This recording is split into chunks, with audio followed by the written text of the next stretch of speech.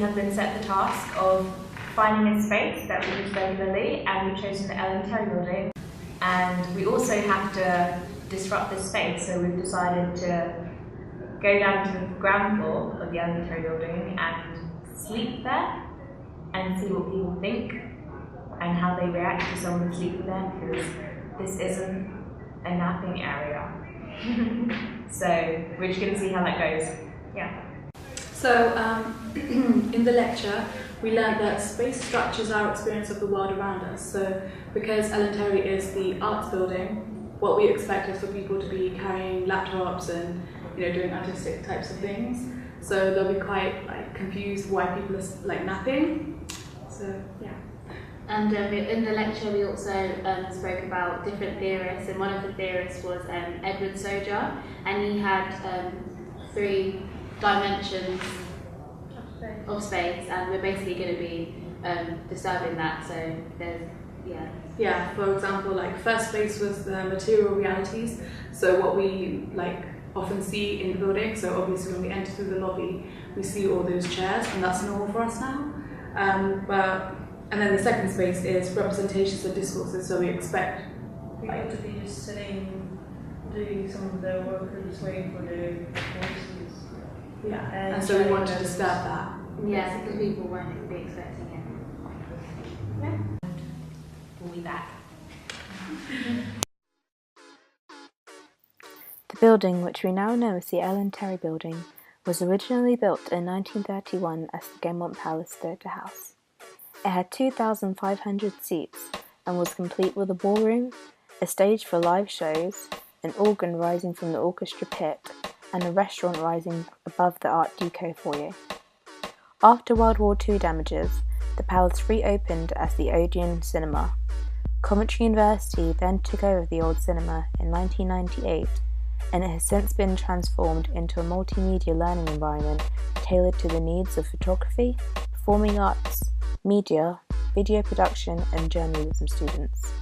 It was renamed the Ellen Terry Building after the actress Dame Ellen Terry.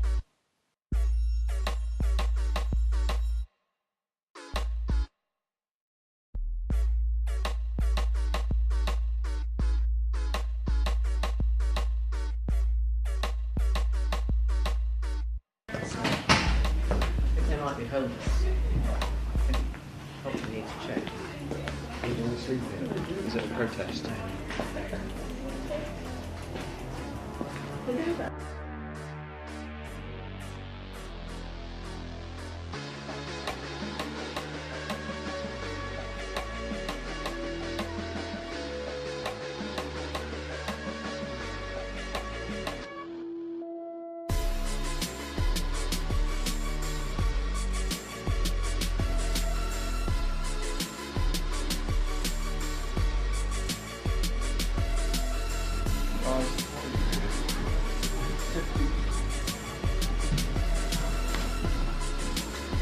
For a project?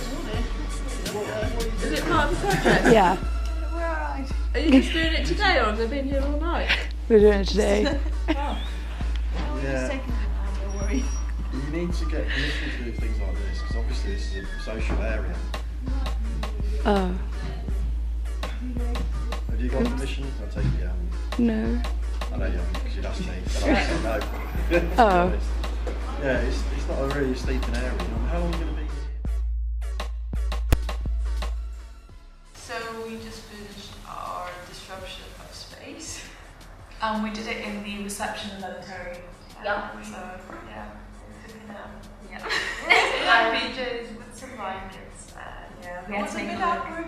It was great. Yeah. We had to make it really Also, awkward. Yeah, we got good reactions. Yeah, the reactions were so good. A lot of people, it was kind of a mixed bag. I feel like some people didn't really take any notice of it because maybe they've seen it happen before. Yeah. But a lot of people stopped, had distinctive facial reactions. Yeah, a lot of people were talking amongst themselves if they were in a group. The one man said, "Are they homeless?" Another was just like, "What are they doing?" And I think some people actually stopped and stared for a long time, so it was quite good. Yeah, so yeah, it was weird because on the one hand they would assume they wouldn't take notice, or they would assume that it was a drum thing, like a artsy thing because it's the elementary building and that's what it's there for. Oh yeah, someone thought it was a protest as well. Like a silent peaceful one. A sleepy protest. Yeah, so that kind of goes in with what Edward said about the 3 different dimensions of space, like one's the building itself, the material stuff, and what we know and discourse of it. So we know that it's meant to be an art building, an arts and media building. Yeah. So yeah, that's how. So their knowledge that it was the elementary building, their knowledge of the space around them, what it was used for, kind of influenced what they thought we were doing. Yeah, and some people thought that we've been here overnight. So we had to say no, this is just like, they came back. But we also tried to film it yesterday evening, but because it was too quiet, it didn't really have as much effect. So we came back this morning. Yeah. So we came back this morning, and some people who had seen them last night asked if they had been there since last night, but we had to say no. Unfortunately not. Yeah, so overall I think it was a successful class too. Yeah, it was really good. I enjoyed it. That's all. This week, Yeah. See you next week.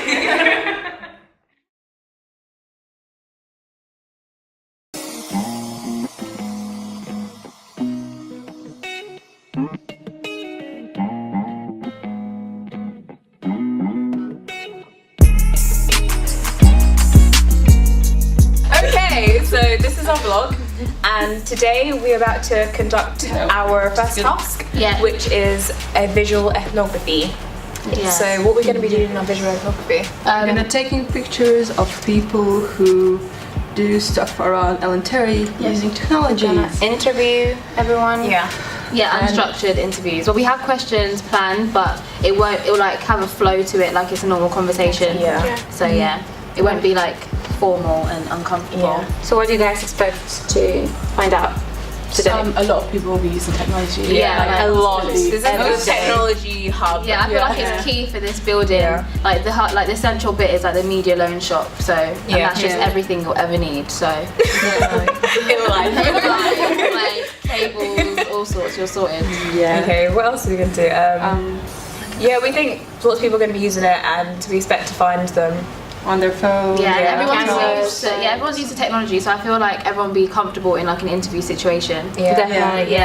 Oh, there might be some people who are like, why are you doing this? There's always one in there. There are always people. So we're just going to go around to the different departments here in this building. We have like 5 in there. There's like dance, journalism, music, technology, photography, all sorts. So it should be like a good batch of people.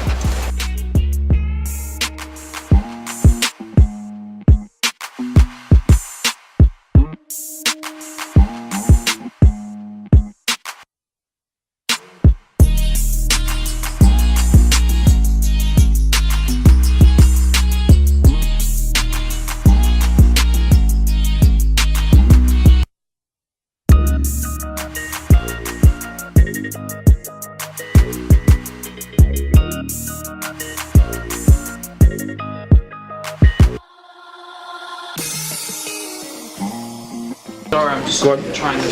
Okay, what is your name? My name is Tanaka. Hello, Tanaka. Hello. So, we want to know about your use of technology. What do you use technology for?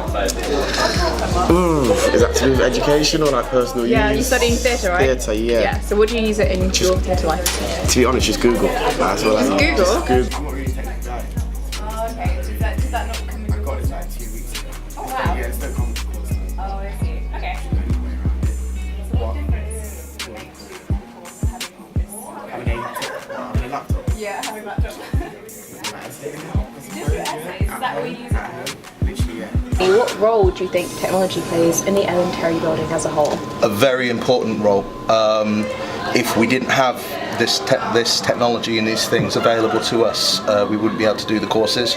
And it's these things like the loan shop and that sort of thing, the loan shop, the new TV studio, all that sort of stuff, that gives us in Coventry like a competitive edge and the ability to, you know, move forward in our careers once we graduate because of the experience that we have with it.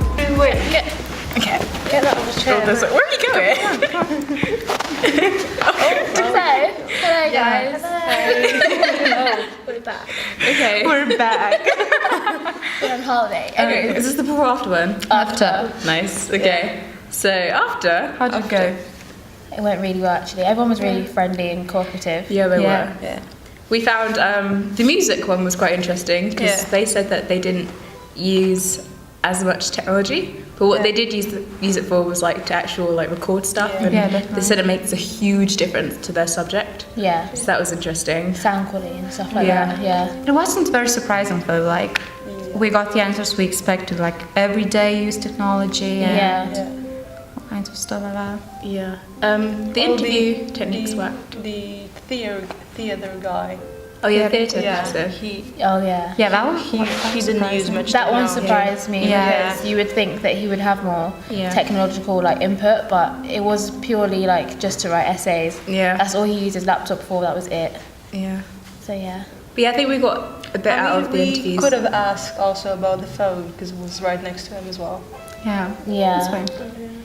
Everyone got a phone. Yeah. Everyone's pretty much using their phones. Yeah. Any cons to our technique today? I think like a friendly approach kind of worked, so they felt more comfortable. And stuff like that. I would say the only like con about everything was like probably because this is such a busy building, it was like kind of noisy. Yeah. So there might be like sound pollution on some of the clips, but I'm sure we could like work it out using technology. That's a good one. But overall, I think it went really well. Everyone, like worked together really well. Yeah. We got some good shots for the visual ethnography as well. Yeah. So we can incorporate it. Filming the interviews kind of counts as visual as well. Yeah. So we're going to caption them using the interviews that we conducted. Yeah. So we're going to picture, what's the word? Partner. There we go. Partner the interviews with the pictures and shots. Yeah. So that would put it all together. Yeah, I think that's it. Overall.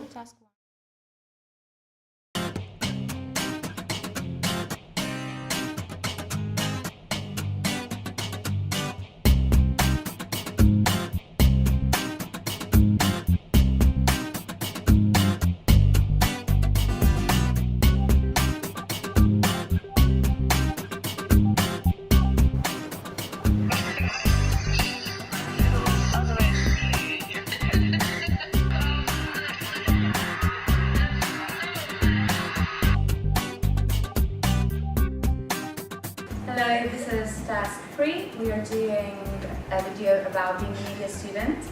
And yeah, so how do you feel, guys? What do we do throughout our course and stuff like that? There's a lot of editing, there's a lot of filming. Cameras are involved in our every week routine. For a course that was going to be like mostly theory based, we do like go into the technical side quite a lot.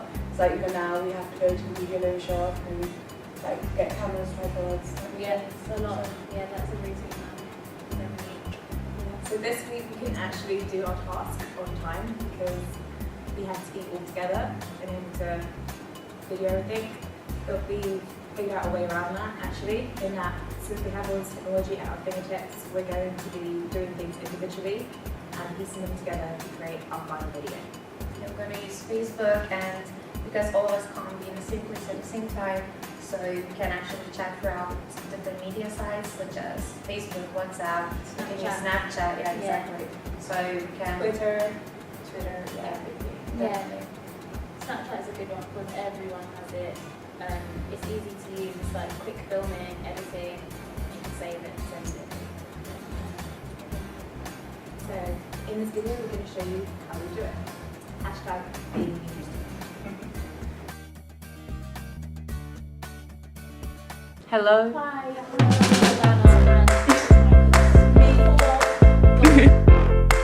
We are going to do our vlog today as our experience of media students, and as media students we do a variety of stuff.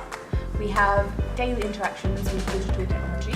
For example, this video cam which we're using, that camera over there which we will also be using, that MacBook, this MacBook, this phone, everything, we use it all. So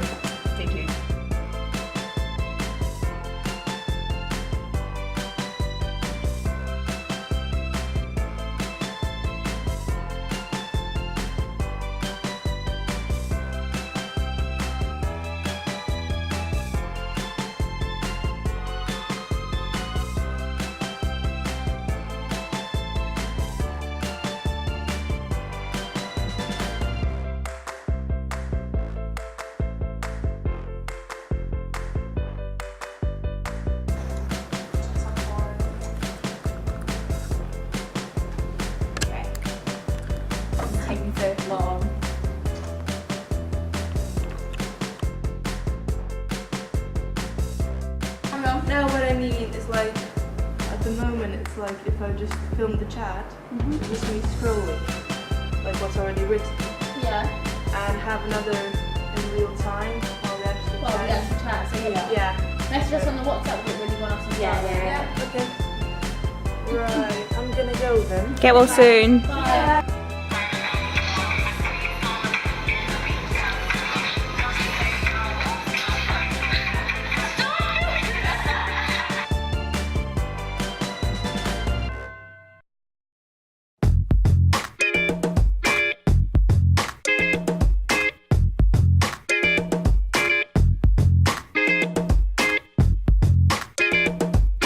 Yeah.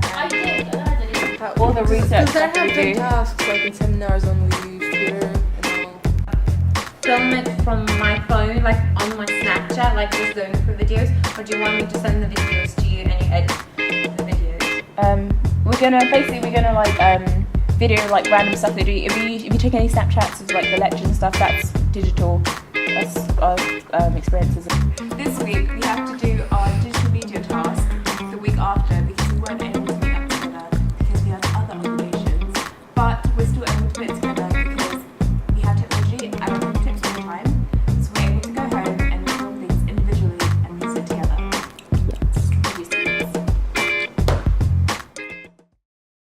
This week we have a task to do focus groups. So interviews, yeah, all interviews. Well, our original idea was focus groups, but that seemed a bit unachievable in a week. We had to pick one, and with focus groups, everyone has to be available at the same time. But we decided against that since it kept failing. So we decided to do interviews instead. Yes, so basically how we're going to talk about how we're going to convey the interviews. So we decided to do kind of more of casual conversations. So we have the interview questions and so on. Just like a guideline. Yeah, exactly. More of a guideline than like a set structured interview. So it'll be more conversational. Yeah. Well, we chose to do the interviews somewhere where people would feel comfortable. So the hub, so it would be kind of neutral ground. You feel comfortable, easy, you know, in the place where we feel familiar and so that. So just to do that. Now, also we will assure people that in the seminar we were talking about how we should assure people that, you know, no answer is incorrect or that, you know, they have a possibility to not answer questions if they feel uncomfortable and stuff like that. So we're definitely going to make sure that people feel comfortable and good with us. Furthermore, we're going to make sure that participants understand that what we're talking about, what do we want from them, and, you know, understand the topic. And yeah, we're going to start off with general questions. So what's their name, what subject are we doing, and then we're going to specify them and ask questions about the topic that we want them to talk about. So which is friendships and on social media. Yeah. And Belk stated that, I quote, "We do not know what we will discover. If we did, there would be no point in conducting a depth interview. Therefore, we are going to ask non-directive questions so the interview would answer them in depth, not just yes or no answers, but, you know, in depth and for this topic and so on." So yeah, we're going to do that. And why we chose students? Yeah, why we chose students? So we chose students because as a student, everyone's young and everyone's like technology oriented, so like a lot of our course stuff is online, so it's just they will have first-hand knowledge on the subject and they'll have a lot to talk about with it. Yeah, and also students basically are the generation. Yeah, they're technology native, so yeah, and they will have a lot to say. Most of us will have somebody who has developed a good friendship through social media. Yeah, absolutely. Or related. So we're going to cover a lot today. We're going to ask a lot of questions, and yeah, so that's it. Here we have a brief plan of what we're going to do for the interviews, our techniques, and the questions that we're going to ask. For example, are your accounts public or private? How many people do you regularly speak to online? And what do you consider friends, etc. These are the questions that we're going to be using to conduct our interviews. Snapchat, Facebook, Twitter, Instagram. Yeah. I use Instagram, Facebook, Twitter and Snapchat. Somebody that I know and I spend some time with them, so like friends at work or at uni. So people that I actually know, not someone that I saw passing by. I guess my close friends, like they know me, but to follow me on social media, I don't think we really have to be that close, as long as I know you. Communicate with my nan even, you know, through Skype, and aunties, best friends from over there. I only accept people I know because I feel weird, like knowing that other people that I don't know can see like everything that I upload. Yeah, would you say that social media has enabled you to establish proper friendships than if you didn't have social media? In some cases, some people. Yeah, it actually has for some friends, yeah. Upload photos, like each other's photos, comment. Yeah. Just that all-round, all-time connectivity that goes on, so yeah. Beltran is a professor at the University of Texas. She specializes in critical and cultural studies, mainly focusing on film and television. Through her research, she has come to find that although shows may seem more diverse and making more of an effort to include all ethnicities, writers on these shows still fall short in some areas. Yes, hello, I'm fine. As a result of this, Beltran has come up with a set of 4 questions which viewers and researchers alike can use to decipher whether the show truly is diverse and fair. Too late. Get ready to like me. The questions are: 1. Are the characters of colour fully realised individuals? For example, do we get to see into their home lives and explore character development as much as the white protagonists of the show? Question 2. Do the writers and producers appear knowledgeable about and interested in the worlds and perspectives of the non-white characters? Question number 3. Does the diversity of the cast appear natural? Most of the modern-day sitcoms are set in today's America, where many neighbourhoods are very much racially divided. So do the friendships and relationships adhere to this? And if they break away from the norm, is it believable? Question number 4. Do the series or film producers exploit the natural diversity of a story's setting or subject matter? So does the writer take the time to explore targeting other demographics where possible? The TV show that my group and I have chosen to apply to this theory is New Girl. New Girl has 2 characters of colour, Cece, who's Asian, and Winston, who is black. This is more than many sitcoms that air today, so you think that with this new diversity breakthrough would come the exploration of characters and eradication of overt and subliminal racism. However, this is proved untrue simply by looking at other modern sitcoms such as Two Broke Girls. This show features one Asian man called Han. He is often the butt of the jokes and seems very helpless. This goes along with many other characters that have small parts within the show, for example, Chandra, a lady who featured in an episode in season 3. Oh, hey, hi, Chandra. Where can I get a new flip phone? Let me think. Guatemala. I'll miss you, phone. This is breaking my heart. Come on, boo. It's a phone, not Bruno Mars. Although New Girl does have cast members of colour, it seems that the notion of a token black character was essential to the writers of the show. As in the beginning there was a different black character, played by Damon Wayans Jr., but he soon left to continue his role on another sitcom, Happy Endings. He was then replaced by Lamar Morris, Hey, who yo, plays Cease, Winston. what up, fam? It's your girl, Winston, a.k.a. Winnie the Bitch, a.k.a. Brown Lightning. Schmidt dropped falling like a bad habit, okay? So ain't nobody riding shotgun. So you better get on while the getting is good. You got it? I hate that you're so good at this. I was so nervous. When relating this show back to Mary Beltran's theory, it is clear to see how the show can come off as problematic. Firstly, with regards to the first questions, are the characters fully realised individuals? It can be argued that in the case of Winston, within the first few seasons, he had no real backstory or in-depth character details. He was more of an afterthought and seemed rather aimless within the storylines. Cece is mostly referred to as a sex object, especially by Smith. Just a little color. In a couple days, I'll be brown just like you, Cece. Weathered stone steps have led me to the Hindu temple, aka Cece, because she's Indian. For question 2, Winston's only backstory in the beginning of the series was that he had a failing basketball career. This within itself is blatantly stereotypical of a black male character, and consequentially problematic in character development. I hate when you do that. Okay. Winston. That is a beautiful girl right there. Wow. Just say something to her. Yeah, just say something to her. Shawty, what that thing do? No. Question 3. The diversity of the cast appears somewhat natural, as it is set in downtown LA where it is very diverse. So it seems very plausible that a friendship group such as this one can be formed. However, Winston and even Cece do not play major roles within the friendship dynamic, and it can be argued that if they were removed, they might not be missed a great deal due to their already low involvement in major storylines. Winston! What? If you think those shoes are brown, what color do you think you are?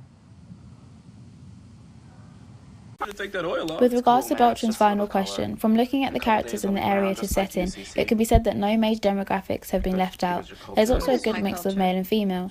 This means that it's more relatable to a wider audience. Overall, although the show has problematic elements, it is a very successful show with high ratings. The show with its controversial lines and insensitive scenes actually in many ways manages to get away with it. This was evident when doing research. Very few negative articles and videos came up, especially when compared to other current sitcoms. The conclusion that could be drawn from these findings were that because there are more characters of colour in the cast, many people fail to see other flaws due to the apparent increase in cast diversity. A courtroom Brown. Yes.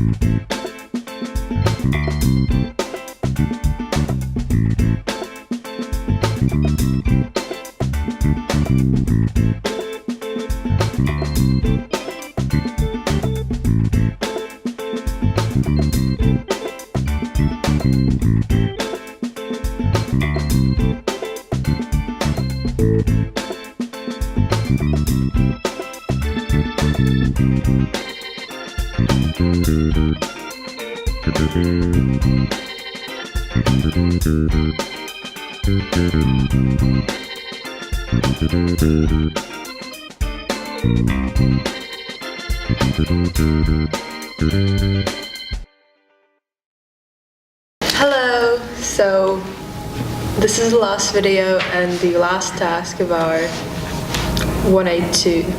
182? Yes, 182 MC module.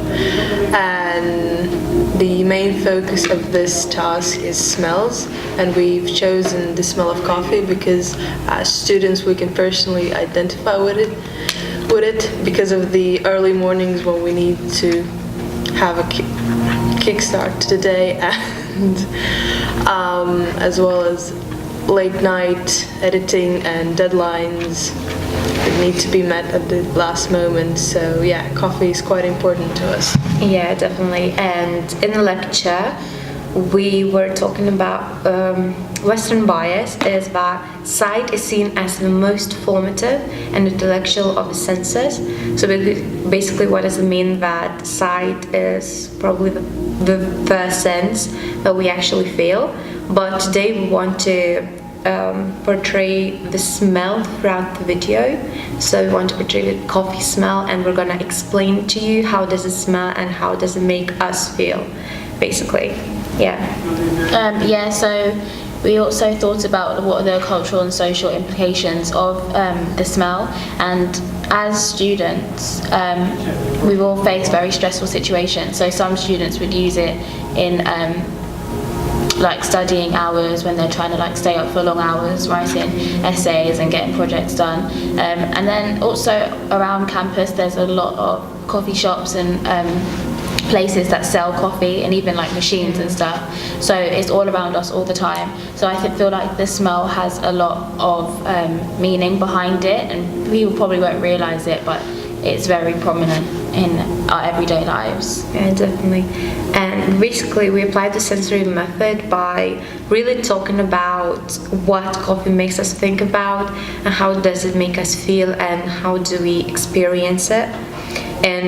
And all of us experience it in different ways, and you know, the smell of it might be very different to all of us, like make us think about different stuff.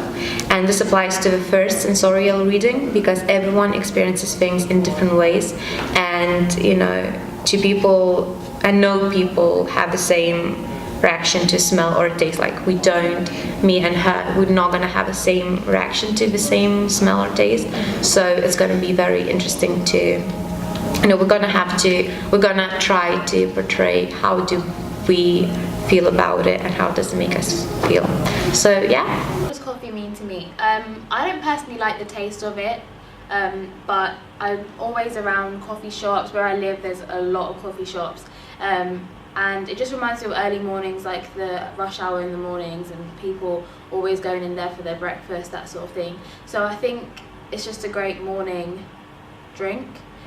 What does coffee mean to me? Well, I used to hate it, but now I kind of love it. Just because once one of my friends dragged me into a coffee shop.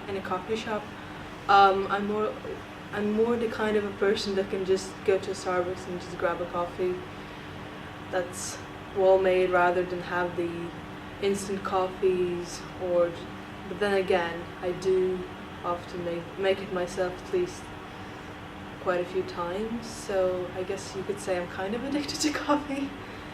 And yeah, I don't like it just black. I usually have it with milk and sugar, but yeah, it smells amazing though.